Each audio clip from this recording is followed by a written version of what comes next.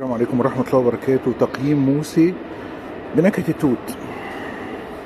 يعني لو انت بتحب الفيمتو، هو فيمتو على خفيف قوي. معلش الصورة مش واضحة قوي، بس ممكن نكبر.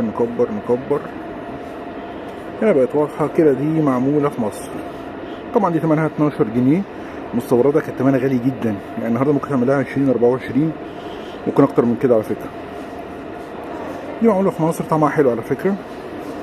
دوت منها الليمون بالنعناع حلو برضه، بس عامل زي شويبس مع احترامي طبعا. دي نكهة طبعا، كل ده مية شعير خالية من الكحول.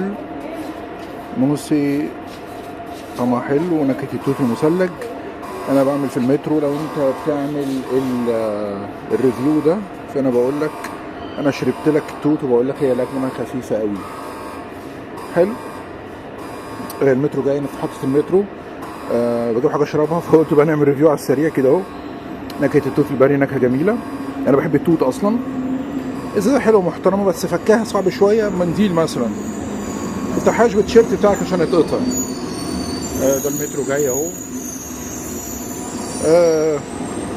بص، يعني انا دقت قبل كده لو شربت موسي استيراد فرنسا، كان كويس جدا على فكرة، قوي جدا. مش عايز اقول لك مفيش فرق، يعني يعتبر مفيش فرق تمام. بس لو انت بتحب نكهة التوت، يعني مع احترامي يعني فهمته، اظبط لك الدنيا.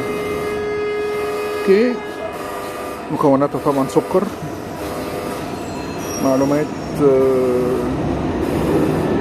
مشروب شعير غاز يخلي من الكحول. بص، هي كويسة عامة. اوكي. وتابعنا دايما لكل جديد.